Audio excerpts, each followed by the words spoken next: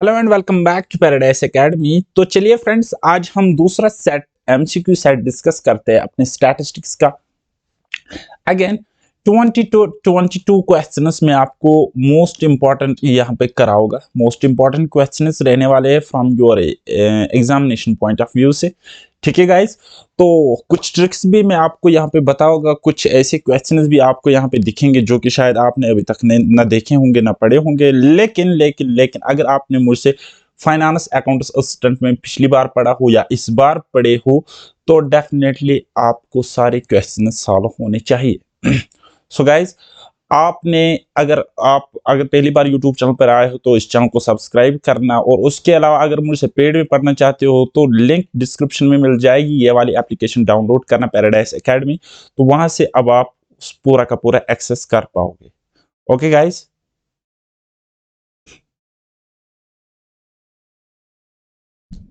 तो चलिए जी, without wasting much time let's get started. Moving on, question number 1। Question number 1 है हमारे पास, which of the following is an advantage of general fertility rate. General fertility rate का कौन सा एडवांटेज आपको यहाँ पे इन ऑप्शंस में दिख रहा है? तो पहला ऑप्शन हमारे पास है, it give a heterogeneous figure. क्या ये हमें एक हेटेरोजीनियस फिगर दे रही है? ठीक है, क्या मैंने आपको कभी भी कंटेंट में ऐसा कुछ बताया जनरल फर्टिलिटी रेट के बारे में? नहीं ना, तो बिल्कुल हम क्रॉस करेंगे इसको। देन उसके बाद it is simple. No, it is, ये तो सिंपल है लेकिन आगे क्वेश्चंस भी हम पढ़ेंगे ना, आगे ऑप्शंस भी पढ़ेंगे। अच्छा, इट इज कंपेरेबल। ठीक है, ये इसका हम कंपैरिजन कर सकते हैं, ये सिंपल है। लेकिन one of the important advantage इसका यह है कि ये एक प्रोबेबिलिटी रेट है। ये एक प्रोबेबिलिटी रेट है। तो मैंने आपको बताया कि जब हम जीएफआर निकालते हैं, जनरल फर्टिलिटी रेट निकालते हैं, तो हम ये अंदाजा लगा सकते हैं कि आगे पॉपुलेशन कितनी बढ़ेगी। ठीक है, या कितनी फर्टिलिटी हो सकती है, या कितनी फर्टिलिटी रेट आगे बढ़ सकती है, पॉपुलेशन कितनी बढ़ सकती है। तो ये एक प्रोबेबिलिटी रेट, ये एक एस्टिमेशन हमें बताता है ना। तो ये एक प्रोबेबिलिटी हमें दिखाती है। सो वी कैन से कि ये इसका एक एडवांटेज है, किसका? जनरल फर्टिलिटी रेट का। So in this case question number 1 का आंसर ऑप्शन डी हो जाएगा। Now moving on, question number 2 interesting question है। तो देखा होगा आपने, बहुत बार आपने एग्जाम्स में ऐसे क्वेश्चंस फेस किए होंगे जहां पे आपको बहुत ज्यादा प्रॉब्लम होती है, जहां पे आपको ज्यादा प्रॉब्लम होती है। तो अगर आपने कहीं और से पढ़ा है तो जनरली वो आपको क्या बताएगी इन क्वेश्चंस को सॉल्व करने का तरीका? आपको बताएगी 196413 ऊपर लिखो और नीचे क्या लिखना है? 262960 और मल्टीप्लाई करो 100 से, तब आपको आंसर मिल जाएगा। लेकिन गाइस, जब आप ऐसा करोगे तब आप यहाँ पे कैलकुलेशन में फंस जाओगे, तब आपका सत्यानाश हो जाएगा, कैलकुलेशन में फंस जाओगे और आंसर भी आपको गलत मिल सकता है।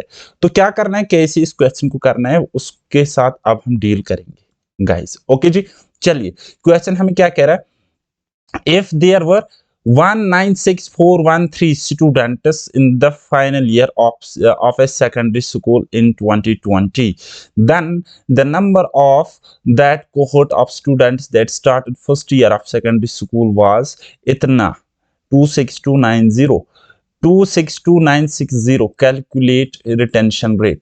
तो यह हमें बताता है कि फाइनल ईयर के लास्ट एंड सेशन पे जब हमने चेक किया तो इतने स्टूडेंट्स मौजूद थे, और जो फर्स्ट ईयर में दाखिला लिया था, एडमिशन किया था बच्चों ने पहले पहले दिन, तो वो इतने थे। तो रिटेंशन, अब मैं आपको बताऊंगा, पहले हमारे स्कूल में आ गए 100 बच्चे और आखिर में बच गए थे 50 बच्चे।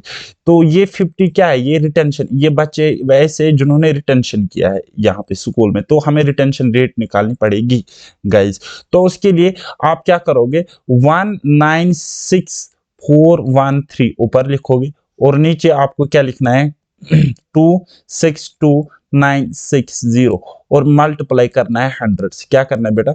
मल्टीप्लाई करना है 100 से। लेकिन फिर क्या फायदा है अगर मैं आपको कैलकुलेशन में फंसाऊं तो? ठीक है, तो हमें क्या करना है? कुछ भी नहीं करना है। देखो क्या करना है, ये 1 2 3 0 है ना, तो इन 1 2 3 डिजिट से लास्ट के इनको 0 0 0 मान लो। ठीक है, और यहां पर भी आप 0 0 0 मान लो, 0 0 0 मान लो। तब ये 3 कट जाएगी, तो आगे क्या बचेगा? 196 और नीचे बचेगा 262। राइट, 262 नीचे बच जाएगा।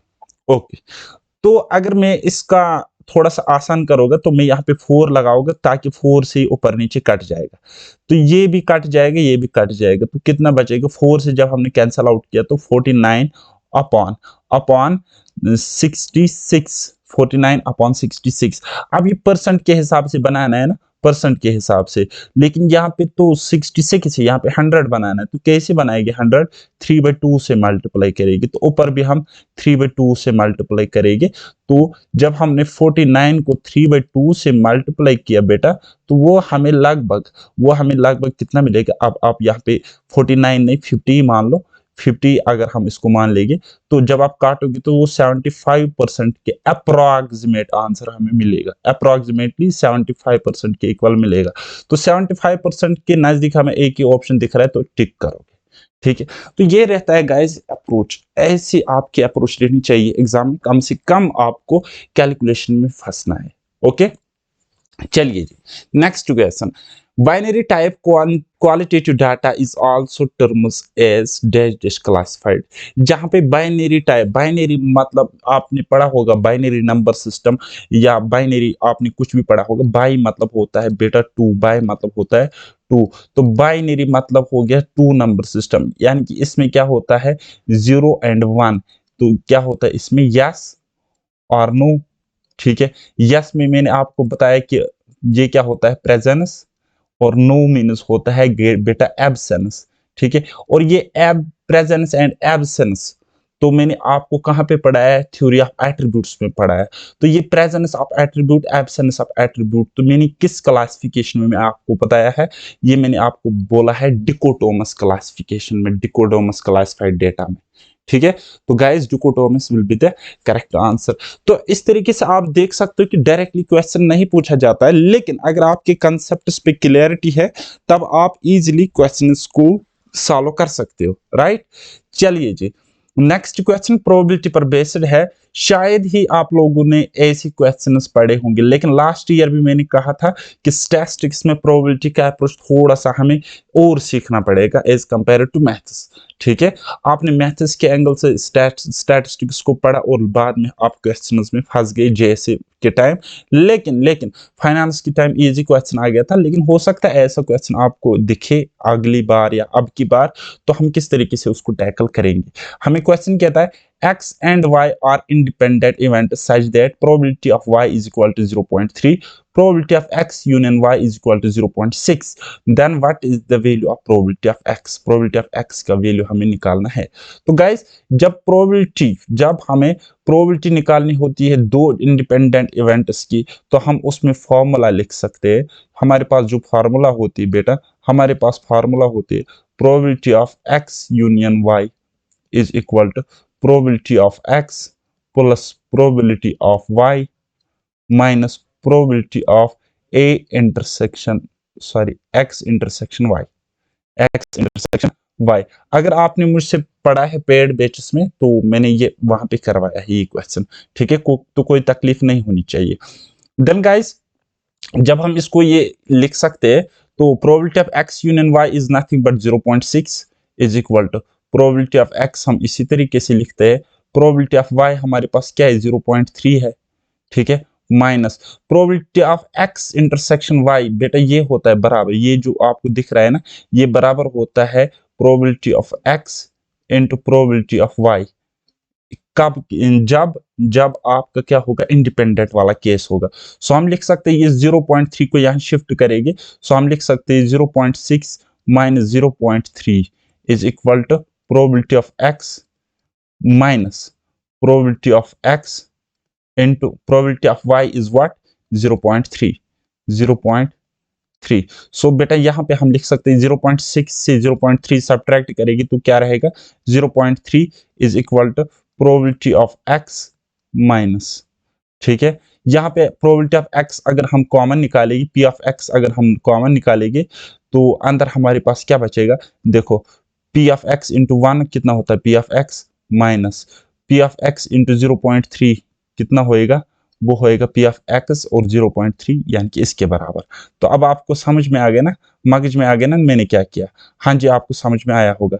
तो गाइस जब हम इसको फर्दर सॉल्व करेंगे, इंप्लाइज 0.3 अपनी जगह रहेगा, और ये जो आपको दिख रहा है प्रोबेबिलिटी ऑफ एक्स यहाँ पे ये कितना हमें देगा, ये हमें देगा अंदर, देखो बेटा ये हमें यहाँ पे देगा probability of X is equal to 1 minus 0.3 कितना रहता है 0.7, ठीक है। तो हम लिख सकते हैं यहाँ पे, हम लिख सकते हैं बेटा यहाँ पे probability of X is equal to, ये 0.7 इसके डिवाइड में चला जाएगा, यानी कि 0.3 डिवाइड बाई 0.7, पॉइंट से पॉइंट हट गया, so answer is 3/7 and 3/7 is the correct answer. Okay, अब आपने देखा कि किस तरीके से क्वेश्चन आते हैं, ठीक है। अब आपको याद रखना है कि इंडिपेंडेंट केस में क्या फार्मूला होती है, और ये probability of X intersection Y या ए इंटरसेक्शन बी किसके इक्वल होता है। अगर आपने पढ़ा है तब तो कोई दिक्कत नहीं होगी, लेकिन अगर आपने नहीं पढ़ा है फिर आप करो कैसे क्या करना है, लेकिन बस याद रखना है। ओके, चलिए जी, question number next, under primary data dash dash inquiries have to be conducted to gather the data, ठीक है।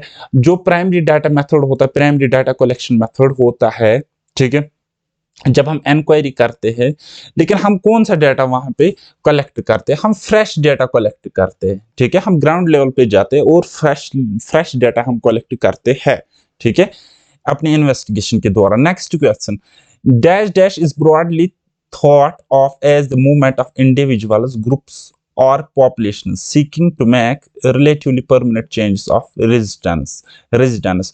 तो बस ये भी टूचे लेवल का क्वेश्चन है, आपने अगर स्टैटिस्टिक्स ना भी पढ़ी हो तब भी आप इसका करेक्ट आंसर कर लोगे, that is migration. Okay, now next question, if the mean of 3 5 6 10 12 and x is 7 then calculate the value of x। बस देखो बेटा, मीन किसके इक्वल होता है, यानी कि मीन यानी कि x bar is equal to sum of observations divided by number of observations, होता है कि नहीं होता है, बिल्कुल होता है। तो मीन हमारे पास गिवन है वो कितना है 7 is equal to summation of x, यानी कि ये प्लस ये प्लस ये प्लस ये प्लस ये तो प्लस x, ठीक है। तो वो कितना हो जाएगा, वो हो जाएगा 3 + 5 इज 8, कितना हो गया 8 + 6 इज 14, कितना हो गया 24, एंड 24 + 12 कितना होता है बेटा 36 होता है, 36, और प्लस तो ये एक और ऑब्जर्वेशन है ना, that is x divided by ये कितने ऑब्जर्वेशंस, 1 2 3 4 5 6 6 ऑब्जर्वेशंस है, कितने, देयर आर 6 ऑब्जर्वेशंस। सो जब हम क्रॉस मल्टीप्लिकेशन यहाँ पे करते हैं तो हम लिखते 6 7 और 42, यानी कि हम लिख सकते 42 is equal to 36 + x, 36 + x। So x की वैल्यू जब हम फाइंड आउट करेंगे तो हम लिख सकते हैं 42 - 36 is equal to what 6, and 6 आपका आंसर आ जाता है, ठीक है। दूसरा हो गया ट्रिकी अप्रोच, वो मैंने आपको बताया कि जस्ट आपको यहाँ पे क्या लेना पड़ता है, डिफरेंस लेना पड़ता है। ओके, डिफरेंस मेथड, लेकिन ये अब ऐसे इजीली सॉल्व हो रहा था तो कोई मसला नहीं होना चाहिए। Next question, question number next we have time and motion study is the example of, ठीक है। अगर हम टाइम और मोशन को स्टडी करते हैं, ठीक है, तो ये कौन सी एग्जाम्पल है, क्या इंटरव्यू मेथड में ऐसा कभी होता है कि हम टाइम एंड मोशन को स्टडी करते हैं, नहीं ना। यहां से तो हम इंफॉर्मेशन लेते हैं, और किन से लेते हैं, रेस्पोंडेंट से लेते हैं, ठीक है। क्या मेलिंग में ऐसा होता है, नहीं ना, हम इंफॉर्मेशन लेते हैं किन से, रेस्पोंडेंट से लेते हैं, लिटरली यूजुअली किन से, लिटरेट लोगों से, और क्वेश्चनएयर में भी कुछ ऐसा ही होता है। तो आराम से अब हमारे 3 ऑप्शंस हट गए, ठीक है। तो अगर मैंने आपको ऑब्जर्वेशन मेथड भी पढ़ाया है, आपने मुझसे पढ़ा है, तो तब भी आप इसको टिक करते विदाउट ऑप्शंस, आप इसका आंसर देते कि ये ऑब्जर्वेशन मेथड में हम ऐसा करते हैं। ओके गाइस, मुझे उम्मीद है कि कुछ क्वेश्चंस को छोड़ के आपके मैक्सिमम क्वेश्चंस सॉल्व हो रहे होंगे इस वक्त। चलिए जी, next question, dash dash includes such sources that belong to the organization with which the decision maker is associated। बस बताओ क्या करना है, इसको तो कुछ सोचना ही है, इंटरनल सोर्सेस का करेक्ट आंसर हो जाएगा। चलिए जी, next question, the number of observations corresponding to a particular class is known as class frequency, ठीक है। अगर नंबर ऑफ ऑब्जर्वेशंस कॉरस्पॉन्ड करता है किसी पर्टिकुलर क्लास को, तो उसको हम क्या कहते हैं, क्लास फ्रीक्वेंसी कहते हैं, ठीक है बेटा। यहाँ पे मैं सपोज 0 to 10 फिर मैं लिखता हूँ 10 to 20, फिर मैंने लिखा 20 to 30। तो 0 से 10 तक अगर आपकी 15 ऑब्जर्वेशंस फॉल करते हैं तो मैं कहता हूँ इसकी फ्रीक्वेंसी 15 है। यहाँ पे अगर 10 to 20 से लेकर आपके 13 ऑब्जर्वेशंस है तो मैं कहूँगा फ्रीक्वेंसी इसकी क्लास फ्रीक्वेंसी है 13। अब 20 से लेकर 30 इस डाटा के बीच में अगर कोई नंबर्स कितनी बार है, कितने ऑब्जर्वेशन है, सपोज 30 है तो मैं कहूँगा क्लास फ्रीक्वेंसी इज 30। तो बेटा ये जो होते हैं हमारे पास ये क्लास होते हैं, और ये जो होती बेटा फ्रीक्वेंसी होती है, तो इसी को हम क्लास फ्रीक्वेंसी भी कहते हैं। अब आपने समझा ना, ये कंसेप्ट बहुत ही इजी था ना। चलिए next question. Fisher's ideal index क्या होता है? जनरली सिंपल क्या होता है? ये ज्योमेट्रिक मीन होता है लेस्पेयर एंड पास्ची का, यानी कि फिशर्स आइडियल इंडेक्स बराबर होता है, किसके बराबर होता है? ज्योमेट्रिक मीन ऑफ, किसका ज्योमेट्रिक मीन? एक जो हमारे पास होता है किसका? प्राइस इंडेक्स लेस्पेयर का, और जो प्राइस इंडेक्स होता है किसका? पास्ची का, P01 प्राइस इंडेक्स ऑफ पास्ची, ठीक है P। तो ये इसके इक्वल होता है। बाकी लेस्पेयर का मैंने आपको बताया कि लेस्पेयर प्राइस इंडेक्स की फॉर्मूला क्या होती है? P01 L is equal to what P1 divide by P0, P1 by P0, और ऊपर नीचे हम बेस ईयर क्वांटिटी से मल्टीप्लाई करते हैं, ठीक है। सो गाइज ये होता है हमारा Laspeyres price index by Laspeyres method.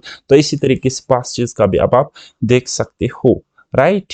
चलिए जी क्वेश्चन नंबर नेक्स्ट हमारे पास है, which of the following test is satisfied when PAB/PBC into PCA is equal to 1।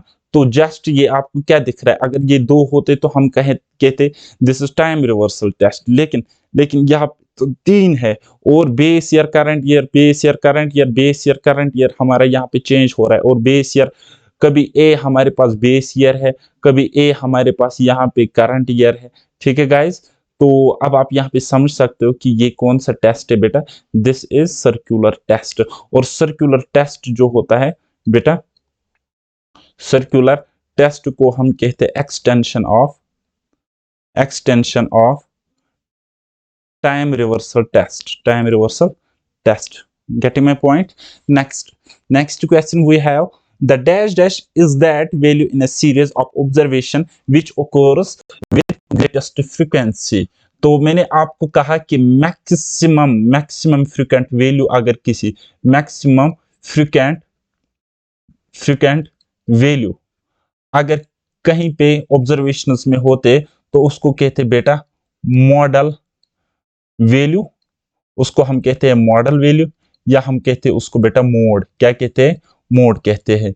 For example अगर आपके पास ऑब्जर्वेशंस कुछ इस तरीके से 1 2 8 8 8 7 3, तो इसका मोड बेटा अगर मैं आपको बताऊंगा मोड क्या होगा, तो मैक्सिमम फ्रीक्वेंट वैल्यू कौन है यहाँ पे? लार्जेस्ट फ्रीक्वेंसी किसकी? 8 की, दैट इज 3। तो हम कहेंगे यहाँ पे मोड आपको कौन सी ऑब्जर्वेशन होगी? 3 हो जाएगी, ठीक है। तो अगर हम कंटिन्यूअस सीरीज की बात करेंगे या फ्रीक्वेंसी डिस्ट्रीब्यूशन की बात करेंगे, तो जिस क्लास में ये मोड फॉल करता होगा तो उसको हम मॉडल क्लास भी कहते हैं, और इसको हम यहाँ पे मॉडल वैल्यू भी हम इसको कहते हैं। ओके, तो बाकी आपको डिटेल में ये समझना है तो उसके लिए आपको क्या करना है? सिंपली आपको मेरी एप्लीकेशन डाउनलोड करनी है, वहां पे आपको फाइनेंस की courses and JK PSI VLW की कोर्सेज मिल जाएंगे। चलिए जी next question we have, if the measurements are taken over two different attributes for same set of individuals, then to represent the data dash are used।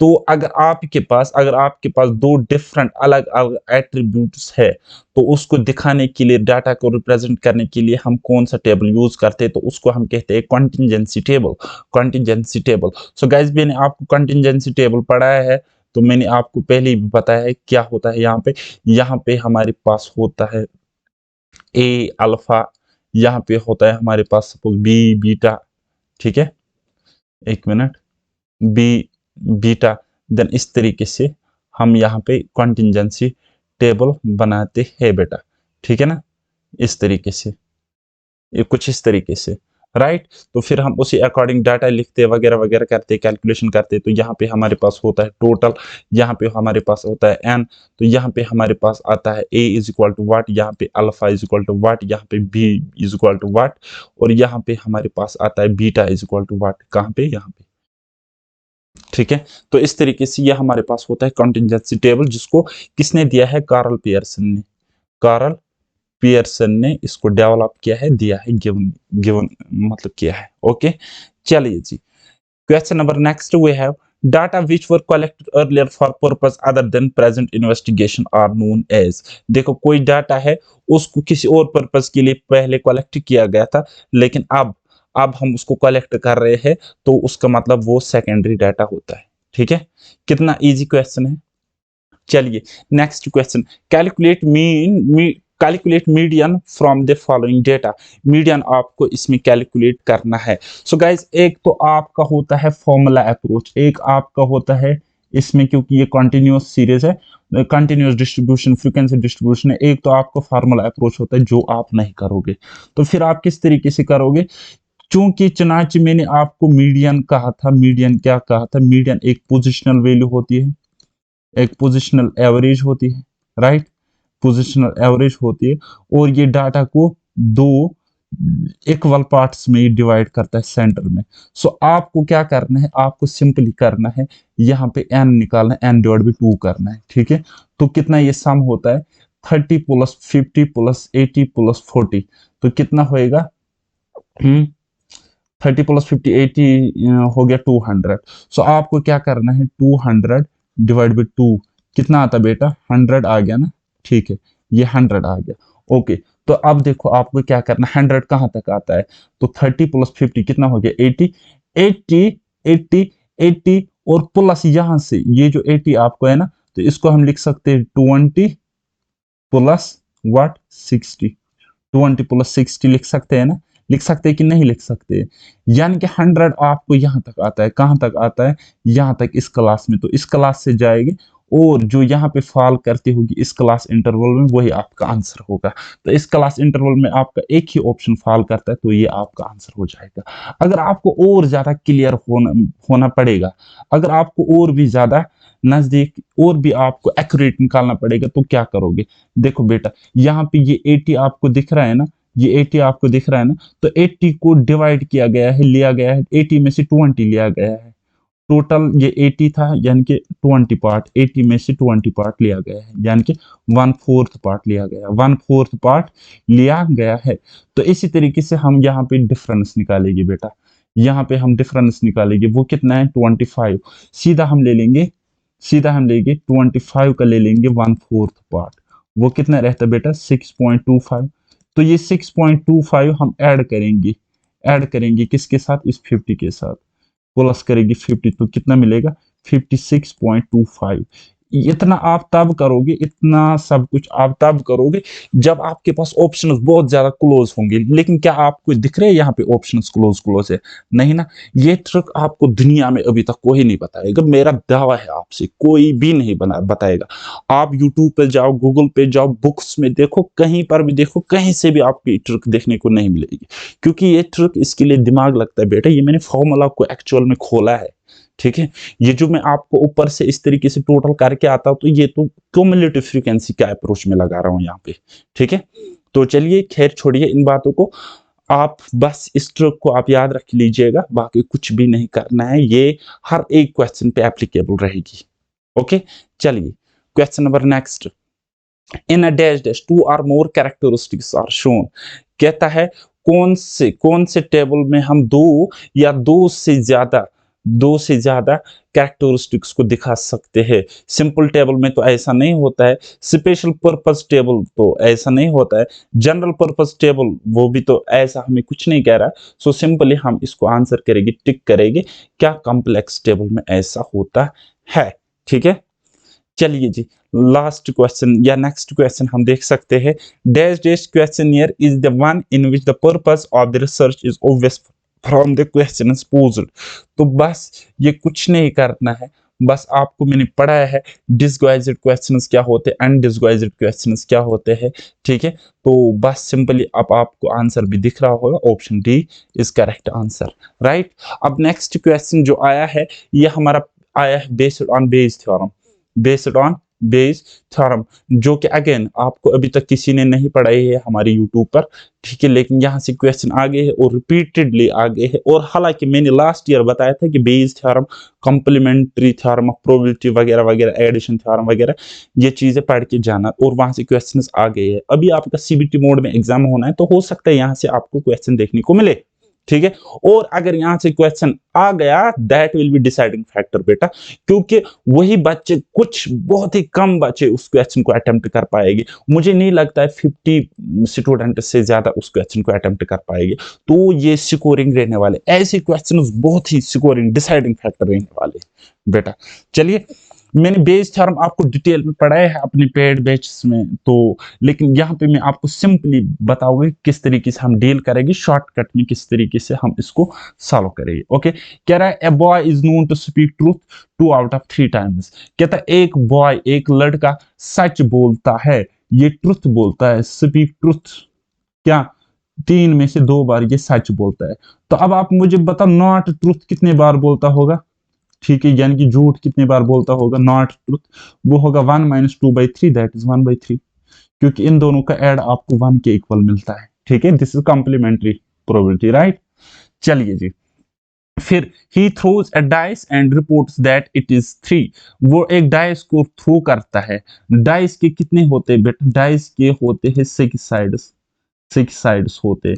तो वो dice को throw करता है और बोलता है कि ये 3 है, तो प्रोबेबिलिटी ऑफ 3, प्रोबेबिलिटी ऑफ 3 कितना होएगा, 3, यानी कि favourable divide by total, favourable 1 होगा और टोटल 6 साइड्स होते हैं, यानी 1/6, ठीक है। सो अब अगर मैं आपको बताऊंगा probability of an event not 3, वो कितना होगा, वो होगा नॉट 3 यानी कि 3 के बगैर, दैट इज 5/6। तो अब हमें अप्रोच लगाना है। ये कहता है what is the probability that is in that it is actually a 3। कहता आप हमें प्रोबेबिलिटी बता कि ये असल में क्या है, ये असल में 3 ही है। तो 3 के फेवर में हम देखेंगे क्या है यहाँ पे, ठीक है। तो क्या है, एक तो हमारे पास 2/3 है इनटू, और एक हमारे पास 1/6 है, डिवाइड बाई टोटल आउटकम्स देखेंगे क्या है, डिवाइड बाई टोटल आउटकम्स देखेंगे क्या है। देखो 2/3, 2/3 into 1/6 plus plus plus 1/3 into this 5/6, 5/6। जब बेटा हम इसको सॉल्व करेंगे, देन वी विल गेट 2/18, और नीचे भी हमें मिलेगा 7/18। सो ये 18 से 18 कट जाएगा एंड आंसर विल बी 2/7, ठीक है बेटा। चलिए, बेस थ्योरम को याद रखना थोड़ा सा कॉम्प्लिकेटेड प्रोसेस है, लेकिन अब आपको मैंने बताया कि कैसे क्या करना है, कैसे क्या करना है, किस तरीके से अब आप क्वेश्चन लिखोगे एग्जाम में और जल्दी से जल्दी सॉल्व करोगे। चलिए जी, मिलते हैं फिर कभी नेक्स्ट लेक्चर में। इस वीडियो को लाइक करना, यहाँ पे हमारा ये सेशन एंड हो रहा है, तो अब हम कल मिलेंगे प्रैक्टिस सेट नंबर 3 को लेकर, ठीक है गाइज। ये टोटल मैं आपको 10 प्रैक्टिस सेट्स यहाँ पे दे दूंगा। उसके अलावा चैप्टर वाइज एमसीक्यूज मैंने ऑलरेडी पिछले साल भी प्रोवाइड किए हैं, वो भी बहुत ज्यादा इंपॉर्टेंट रहने वाले, उनको देख लेना। और उसके अलावा अगर आप जेकेपीएसआई, वीएलडब्ल्यू या एफडब्ल्यू एग्जाम के लिए पढ़ना चाहते हो, तो आप काइंडली यहाँ पे विजिट कीजिए। यहाँ पे अगर आपको कोई मतलब बेनिफिट लगता है, वाकई हम कुछ कर सकते हैं, हालांकि मेरा टारगेट हमेशा होता है, मैं आपको टारगेट बोलता हूँ 100% रखेंगे, और एटलीस्ट 90% तो हम अटेम्प्ट कर लेंगे एग्जाम में। सो गाइज, अब आपकी मर्जी, मिलते हैं फिर कभी नेक्स्ट लेक्चर में। तब तक के लिए बाय बाय, टेक केयर, अल्लाह हाफिज, और मेहनत करते रहिए।